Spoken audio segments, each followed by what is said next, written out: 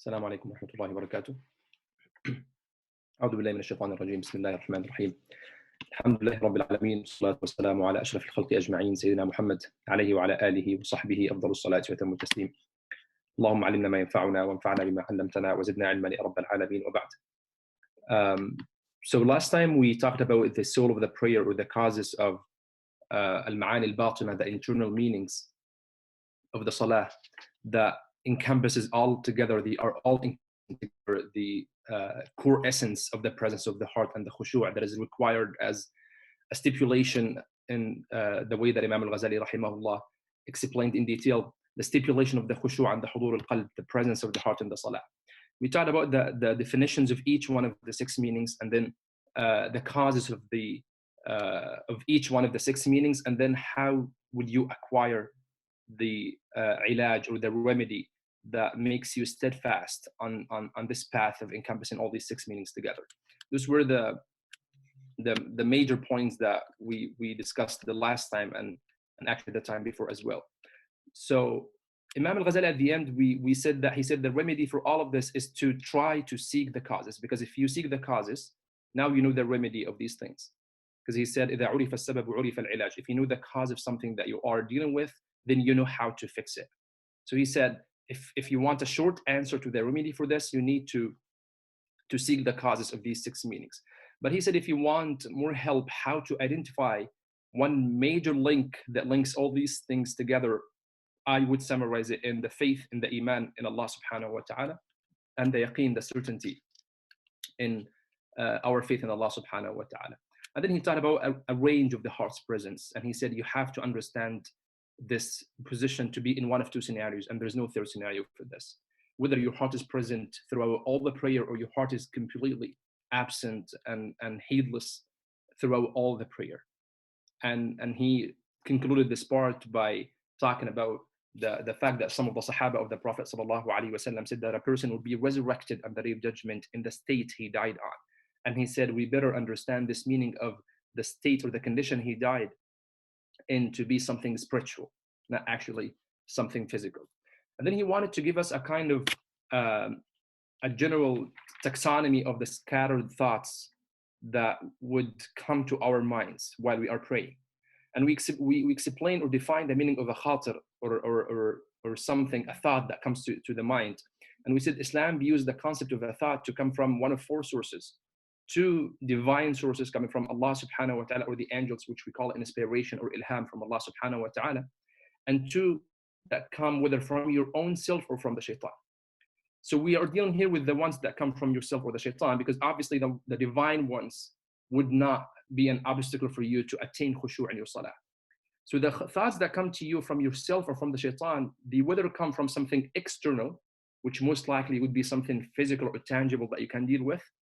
And the essential way of overcoming this external thought is by protecting your eyes and ears, because those are two major sources of distraction in your salah. That's why ghaddul basar, lowering your gaze, is something very important. Removing all the physical distractions, trying to be in a quiet place, in a place kind of a dark or dim lighted place. All these things that help you build a proper environment to pray with khushu' and presence of the heart is something that you can deal with by the protection of your eyes and your ears. And then there is something that comes from your own self, something internal, which is really harder to solve. And he said that the remedy for this is to think of the one that you are praying to. That's why he called this part ad-dawa'u nafi'. This is the beneficial medication for this. He said, you think of the one that you are praying to. And do not lie to yourself when you say Allahu Akbar. Because when you say Allahu Akbar, which means God is the greatest, you have to be up to this word. So if you are saying it and you're not embodying the meaning of this by removing and dispelling all the thoughts that do not belong to Allahu Akbar from this moment, then you are a liar. And you're lying to Allah, not to anyone else. And just try to apply even part of the respect and of the reverence that you show for people of power and people of authority. Just try to show some of this when you are praying to Allah subhanahu wa ta'ala, at least, which is sad that would be the standard. But he's telling you that at least try to measure your ikhlas and your sincerity when you're saying Allahu Akbar by comparing this to other moments of your life when you are very fully present for whatever other reason or factor. So if all of this is not working, then think of all the causes of the distractions themselves. So he says, if you're trying to dispel all these thoughts, all these distractions, and it's not working out, try now to think of the causes, the root causes of these thoughts. So it's a reverse way of understanding the situation. Other than trying to stay away or to push away the thought, try to go and think about the cause of the thought itself. And try to build this analogy in a rational way in your mind that all those thoughts, do they belong to the prayer life or not? If they do not belong to the prayer life, then they are useless. There is no point. They do not belong to this block of 5-10 minutes I'm praying the salah. So anything that does not belong to the life of your prayer within this time you are praying, then they are useless. There is no point of thinking of them. And they are actually something that belongs to the dunya, which shouldn't be any part of your salah. And we are going to talk now about the concept of dunya versus akhirah when we think of these thoughts that come to us. Then he mentioned a very beautiful hadith, and I remember I stopped at this point last time. He mentioned a very beautiful hadith in which the Prophet sallallahu alaihi wasallam, it's an authentic hadith in Al-Bukhari and other books of hadith. The hadith says that one of the Sahaba gave the Prophet sallallahu alaihi wasallam a gift, which is a garment. It's a small piece of cloth that was a black, and it had some kind of marks on this kisa. They used to call it kisa. It's not typically a shirt, but it's something that covers the upper part of the body. So he led the prayer in this garment, sallallahu alaihi wasallam. And after he finishes the prayer, he felt annoyed. And then he took it off and he gave it to some of the companions. And he said that return it back to Abu Jahm. Abu Jahm is the name of the companion who gifted him with this. And then he said, but ask him to give me another one that is lower quality and that is cheaper and that is very common that people wear. And it's not something that would actually cause like a kind of a distraction or a temptation of shahwa, of looking nice. So the Prophet ﷺ, at least in one version of the hadith, he says, "Innaha alhatni." He said, it distracted me. And again, imagine this is the something that we might not actually consider, that our clothes might not be a sort of distraction, a source of distraction for us. But he himself, sallallahu alaihi wasallam, considered it to be potentially a source of distraction, which is something very interesting. And he's the Prophet sallallahu alaihi wasallam. There are multiple versions of the hadith. So the other version says, "Akhafu an yaftinani." He said, I'm just worried that this will bring fitna to my heart. Reading this hadith really bring a lot of fear in our hearts and bring a lot of reflections in our minds on the state of our life nowadays. That he is concerned, sallallahu alaihi wasallam, over a piece of garment, over a piece of cloth, to distract him. And he's the Prophet, sallallahu alaihi wasallam. He's the most beloved one to Allah. He's the best person who prayed to Allah subhanahu wa ta'ala ever. And he's concerned, sallallahu alaihi wasallam, that this piece of garment might actually cause me distraction in my prayer. And some actually scholars said we cannot really conceptualize the fact that he is heedless in his prayer because he's the Prophet. So he actually just wanted to make it a teachable moment for the Sahaba, which is a very valid understanding, because the hadith, the different versions, when we reconcile them together in one understanding, they do not imply that he was really distracted, but he said, I'm just worried about a potential distraction from this. And he said this to teach the Sahaba that you have to actively work on removing any kind of distraction that might take your khushu' away. And you have to do this proactively. Do not wait until this happens. If you know this will give you or cause you any kind of distraction before the prayer, try to do that. That's why when Imam al-Ghazali suggested all these resolutions, he said, try to remove all these things before you start. If you know there are some things in the place where you are praying that might bring some thoughts to your mind, that might distract you, that might cause you any thoughts that do not help you focus in the salah, you have to remove it before you pray. So you plan it, you do this ahead of a time. So when he returned the sallallahu alaihi wasallam, he was teaching the Sahaba that I'm doing the same thing as you should be doing too. This hadith is reported by Imam al-Bukhari rahimahullah. Something very intriguing about the books of hadith, that whenever you read a hadith that is authentically reported in the famous authentic classifications of hadith, I would advise you to research what is the chapter that this hadith was reported in. Because the books of hadith are basically, so if you open the table of contents of any book of a hadith, you will find the list of the chapters, and these chapters will be in a certain chronology based on whatever lens that the author of the book actually decided on. So one book would make it over the fiqh topics, one other book would make it over the Sunnah of the Prophet sallallahu alaihi wasallam, one other book would make it over the alphabetical names, list of names of the Sahaba. Everyone has its own lens or methodology of documenting the hadith, but everyone has chapters somehow. So when you get or reach a hadith from the Prophet sallallahu alaihi wasallam, try to think of the title of that chapter that the scholar who put all these hadith together has put this hadith under. And they didn't do that arbitrarily or haphazardly just for no reason. They actually designed it in a certain way. Each one of them has a certain very unique design. That's why these books of hadith, the scholars have put a lot of effort in them. It was something that it was really a fabulous effort that those scholars put to come up with a product that delivers a certain message, right? So one of them is Imam al-Bukhari. One of the most genius documentation of this hadith was what Imam al-Bukhari rahimahullah did. And that caused him to repeat the hadith sometimes, right? That's why the number of hadith of Imam al-Bukhari, it depends on how you count them, if you count the repetitions or not. So sometimes he will mention the hadith 2 times or 3 times, maybe more. So this hadith, Imam al-Bukhari rahimahullah reported it in 2 different chapters. So he reported the same hadith 2 times, but 2 different chapters.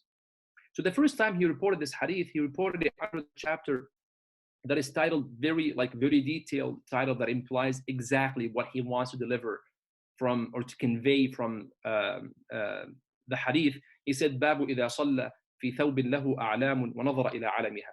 Said the chapter of a person who is praying in a garment that has some marks, and he's looking at these marks.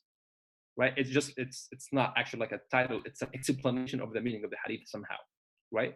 So he has a major chapter that is called the chapter of prayer, and then under the chapter there are subsections. So this is one of the sections, that the chapter of a person who is praying with a garment that has some sort of marks, and he's distracted by these marks. So that was the first time that he reported the hadith, the story of the Prophet sallallahu alaihi wasallam returning this garment. And then a while later, he reported it in a different chapter that is called Babu liltifati fi salat, the chapter of basically moving around in the salah, moving your head around in the salah. Because there's a fiqhi topic and there are hadith about this, that if you are turning your face right or left in your salah, what are the limitations of this? What would invalidate the prayer and what wouldn't? So he reported it twice, which was very interesting. The first one, it's illogical because this is what happened in the hadith. But the second one is actually interesting because he did not turn around, sallallahu alaihi wasallam, right? There was no basically moving involved in this story. He just noticed that his own garment has a sort of a mark or has a sort of a certain alama, as the hadith says, on it, right? So it was actually interesting that Imam al-Bukhari would report this hadith here. But he did that on purpose to deliver a certain message, to say that even if you're not moving and your eyes caught this thing on your shirt, on your malabis, on your clothes, and you didn't even move, which is considered in fiqh that your salah is valid and there's no problem about your salah, even if you didn't move, but your eyes are distracted, this is something that is included in the prohibition, the Prophet sallallahu alaihi wasallam, the hadith, that you do need to turn around in your salah. So he said, as if he's saying that, do not take the hadith and the texts of the scholars that are talking about moving around in the salah to be only about the physical movement when you are praying in the salah. The mere distraction for the eyes is something that is also disliked and prohibited in Islam, or in the Sunnah of the Prophet sallallahu alaihi wasallam. He considered just like the move of the eyes, even if the head did not move, to be something distracting and something that is included in the hukum, in the fiqhi ruling, that it's actually reprehensible to be distracted in the salah. And again, as we go, we see this beautiful intersection between the spiritual meaning of these ahkam and the fiqhi rulings of these ahkam as well, which is something very important to keep in mind all the time. Ghazali concluded this part by saying something like, what if all of this did not work? I've been trying to acquire the 6 meanings of khushu', and then I tried to acquire this. I tried to fix the problem with these causes. I tried to get this remedy, this ilaj, the prescription that you provided us with. And all of this did not work. He said, then I have nothing to offer except to tell you have to cut the root cause of the disease. And the only way you do this is you have to be very harsh on yourself. You have to have your own self-discipline in a harsh manner. And he said, if I tell you otherwise, I'm lying to you. This is where he mentioned the story of the Sahabi. I remember, I mentioned the story last time. The Abu Talha, when he was praying in his garden and he saw this bird flying and the bird distracted him from the Salah. And then he went to the Prophet ﷺ and said, Ya Rasulullah, the fitna happened to me. And then he donated the entire garden for the sake of Allah to discipline himself that I did something wrong, I need to fix it. And if I do this time and I donate all this for the sake of Allah, I will not do it again. I will pay a lot of more attention next time when I'm distracted in my salah. So he said, this is what I can offer you. He said, this is the exact beneficial remedy for this. Why? And he used a beautiful expression. He said, because this is not a weak shahwa. He said, this is not a weak desire. He said, there are weak desires and there are strong desires. Weak desires, he said, yeah, I can be nice to you about the weak desires. And I tell you that, like, okay, just try your best. I'm try to just think of the salah, try to think of that you are praying to Allah, try to think that you need to get thawab or you need to avoid the iqab or the punishment of Allah. He said, no, this is not going to work, right? He said, we've tried all of this. If it didn't work, you have to be very serious. And you be serious by being very harsh to do the exact opposite of what the shaitan is telling you to do. So this thing is the sort of my distraction. I'm going to root it out. I'm going to take it out from my entire life, not only during the time of the salah. I'm going to punish myself. Right? He said, this is the only way. He said, I cannot offer you something that is different than this. Because he said, أَمَّا الشَّهْوَةُ الْقَوِيَّةُ الْمُرْهِقَةُ. He said, there is a type of a shahwa that is very strong and is very troubling. The murhiqa, it's exhausting. You cannot get rid of it except this way. He said, other than that, you're gonna spend all of your life trying to overcome the shahwa, and you will never you will never be able to do it. You're gonna stay like this for the rest of your life, trying to overcome it. You would overcome it once, and the shahwa will overcome you another time. And you're gonna keep going back and forth between you and this desire of this particular distraction, and you'll never be able to solve it.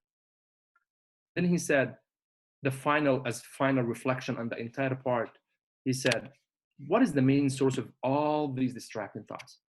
After he classified the external sources and then the internal sources and listed all these different remedies, said, what is the main source that encompasses all of these distracting thoughts?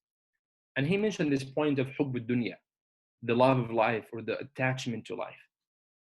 He said, this is the overall problem. This is the general problem that includes all of this. يَجْمَعُهَا أَصْلٌ وَاحِدٌ وَهُوَ حُبُّ الدُّنْيَا. And he quoted the famous saying of some philosophers back in the days that you would say, حُبُّ الدُّنْيا رَأْسُ كُلِّ خَطِيئَةٍ. The love of life, the love of dunya, the attachment to dunya is the root cause of all sins and problems. It's because you're attached to this. And this brings up a question that, what is dunya when we talk about it in this context? Because is dunya overall something that's condemned, something that is praised and valueless in Islam? Or what does he mean by dunya? How should we view it? How should we understand the meaning of a dunya? Right? And number two, how should we understand the love of dunya? Because he said, dunya, the love of dunya. So we need to understand what is dunya that he's talking about and what is the love. Right? So if you want a very general definition of what is dunya, anything that does not benefit you towards your akhirah, then it's a dunya. The word dunya, which is like, which has a bad connotation in the entire field of spirituality, this is what they mean when they say dunya. And by the way, in Arabic language, dunya means something that is lower. So it's something that is a very low level. It's something that is very despised and something that we look down on. It's right from dunya, from the bottom, and it's the bottom of the bottom. So we always use this word when we talk about spirituality. So how can we define it? What encompasses and limits the concept of dunya is whatever does not help you attain something that belongs to your akhirah, then it's dunya, and then it's actually useless. It might not be directly harmful, it might not be directly haram, by the way, but it's useless. Why? Because you are living here for a temporary time. So you are like a traveler. You are traveling since you were born, and specifically since you reached the age of taklif, right? The age of puberty, when you are a moral agent, a legal responsible person, in a legally responsible person in Islam since this time until you die. You are traveling. It's a transitional period for you until you get to the other side, to Ad-Dar al-Akhirah. So the traveler takes with him or with her whatever he or she needs in their travel. Anything extra, they don't actually need it in their travel. So you should view the dunya the same thing. Anything that does not really belong to my akhirah, I actually don't need it. So the same thing you apply to the salah. The love of the extra worldly things that do not belong to your akhirah, that do not belong to your salah, is what is causing you all these problems and all these distractions to focus on your salah. So this is a general understanding of what is dunya. How should we view it? And then how should we understand the love of these things? There is a voluntary love, right? That you decide to love this dunya thing. And there is an optional love, something that it's a necessary feeling that came to your heart that you can actually control, right? It's something that maybe instilled by Allah subhanahu wa ta'ala in your heart, like you love to your family, for example, or to your kids, or to like whatever kind of natural love that Allah subhanahu wa ta'ala installs in your mind or in your heart. This is something that you didn't actually have a choice to choose or to decide on having this feeling. But beyond that, there are a lot of things that you seek and you run after and you build by your own willingness. You build a certain attachment to these things. So the more you develop this attachment with the dunya, the more you are widening the sources of all these different distracting thoughts. And this is the root cause of all of our problems with the khushu' and the entire ibadah, not only in the salah. That's why Imam al-Ghazali concluded this part talking about al-mujahada. He said it's a struggle. It is not something easy that we can overcome. It's a problem that everyone is suffering from. He said, like, we are barely able to have salah that we had focused in just third of the salah or half of the salah or maybe less.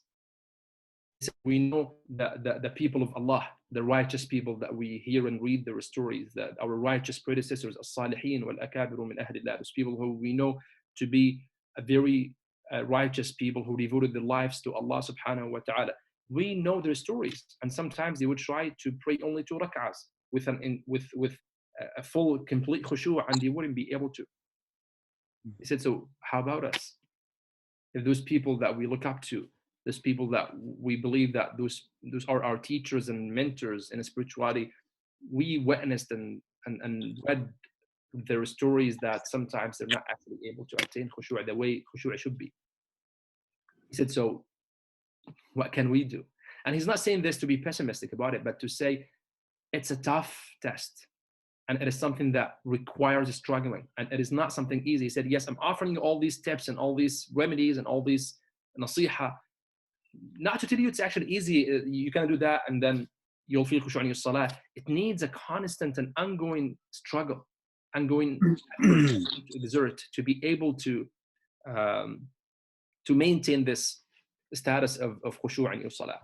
And then the last, or part of the last part of his book or his chapter on the mysteries of the prayer, he made a very beautiful way of demonstrating the concept of khushu' in salah by talking about each segment of the salah by itself separately. So he said, let's break down the things that we do in the salah, starting from the very beginning. And let's try to think of each one of them. And he made a kind of a taxonomy of 12 parts, integral parts of the salah. Not all of them are integral parts of the salah, but they are all very involved in the entire process of praying to Allah subhanahu wa ta'ala. And he said, let's talk about each one separately and think what is the best way of attaining khushu' in this part, which was really something very beautiful that he did. So he didn't actually, the other interesting thing about this classification of actions of the salah, he didn't only do the arkan. He didn't only do the pillars of the salah. He actually talked about the conditions, the prerequisites for the salah as well. So in fiqh, when we study salah, we study the prerequisites, which we call the conditions, and then we study the arkan. What is common between both terms is that they both are required for the validity of the salah. Yet there is a kind of a difference between both.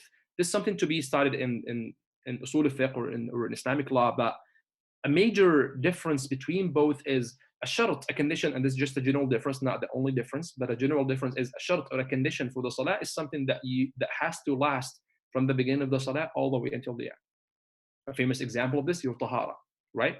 Your ritual purity, that is the quality of the salah. You have to have your tahara from the beginning of the salah until the end of the salah.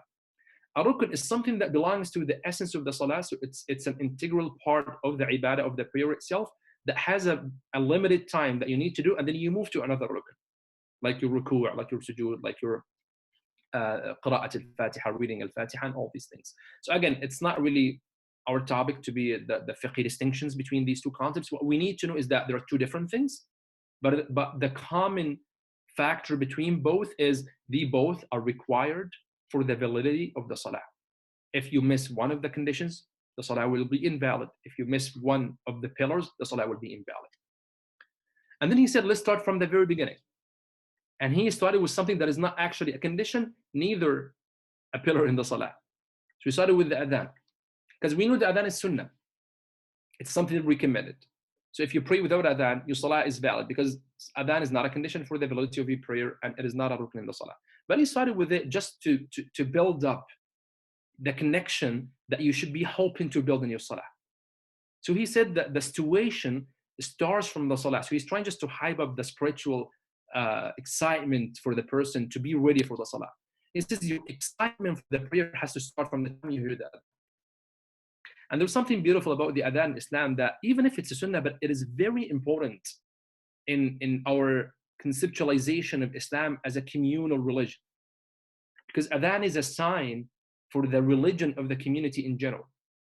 And one of the signs that the scholars would mention about a community, if you visit a city, one of the signs back in the days that you would know the city actually is Muslim or has Muslims in it is the adhan, right? That's why they call it shi'arul Islam. There are certain things in Islam which is very beautiful, that the exact hukum is sunnah, but they are very required on a communal level to establish an Islamic presence. So like Eid prayer, for example. Eid prayer is sunnah, and we know that if you miss Eid prayer, that's fine, right? But the establishment of Eid prayer is something that the entire community has to provide, right? Why? Because it's a sign for the deen. It's a sign for the deen of Allah subhanahu wa ta'ala that needs to be practiced and presented by the community. One of this is the adhan. Adhan is a sign that there are people here who worship Allah subhanahu wa ta'ala and who believe in Allah subhanahu wa ta'ala. So he said, let's start from the adhan. And what happens to you when you hear the nida, you hear the adhan? And the beautiful thing about adhan, the literal meaning of adhan is the call to prayer. So you are being called. And you're being called by the mu'adhin, the one who's raising the adhan, to tell you, hayya ala al-falah, come to the success. Hayya ala al-salah, come to the prayer. Respond actively to the call of Allah subhanahu wa ta'ala, to come and stand in front of him and offer prayer for Allah subhanahu wa ta'ala. He said, once you hear the adhan, and the adhan says Allahu Akbar, the first thing that has come to your mind is when you will be called on the day of judgment. Each one of us would be called on the day of judgment by his or her own name. You would be called by Allah or by the angels, whatever Allah subhanahu wa ta'ala wills. And then once you hear your name mentioned or called, you have to go, because your hisab, your reckoning will start.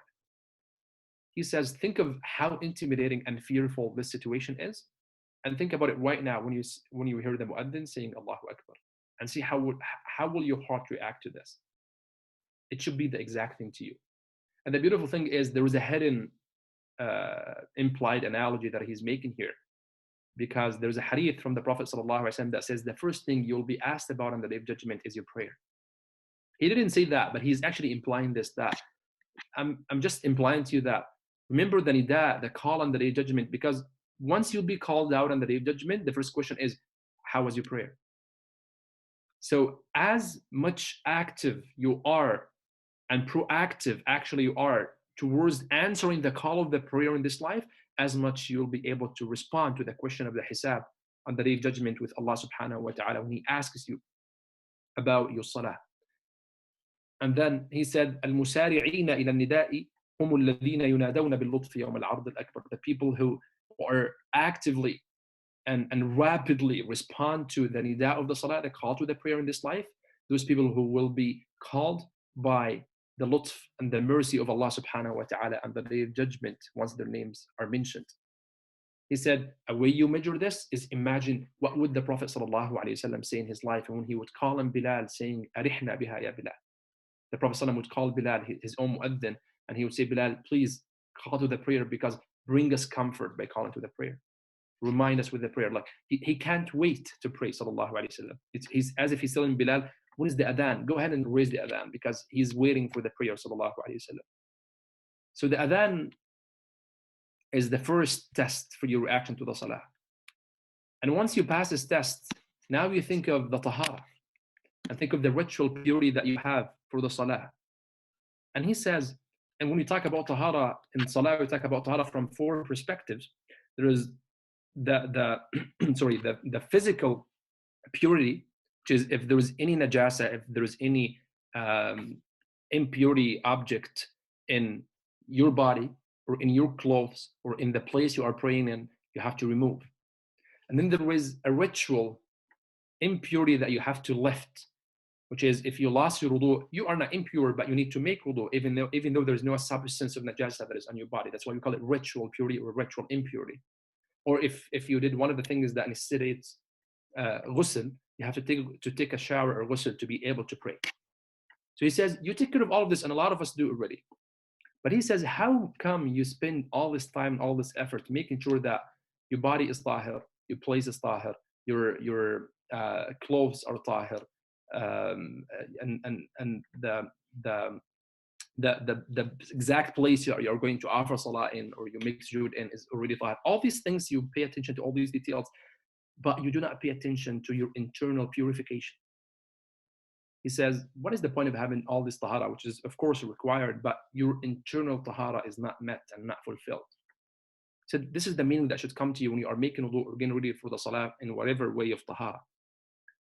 So he said, if you are very attentive and mindful of your bodily tahara, you have to be very attentive and mindful of the tahara and the purification of your heart as well.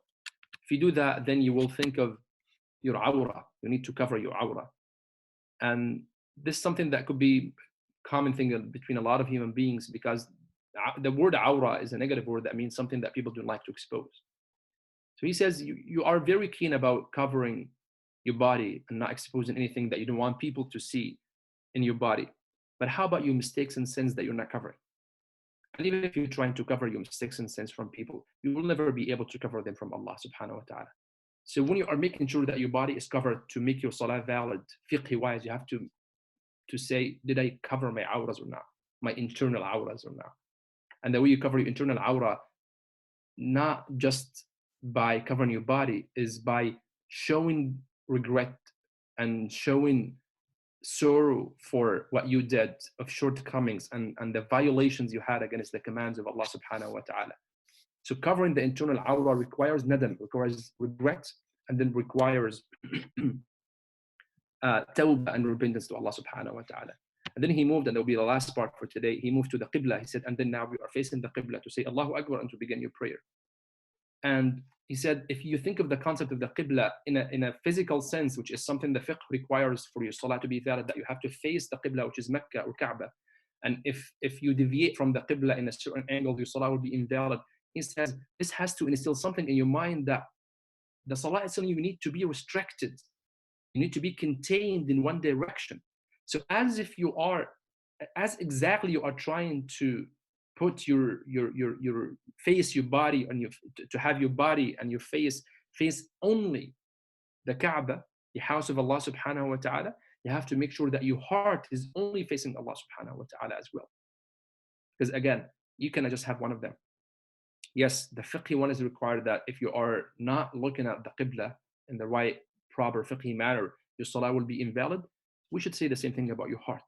If your heart is not there facing only Allah subhanahu wa ta'ala, you should view of your salah to be invalid, because it's pointless if you are facing the qibla with your face, but your heart is not facing the only direction that it should be facing, which is Allah subhanahu wa ta'ala.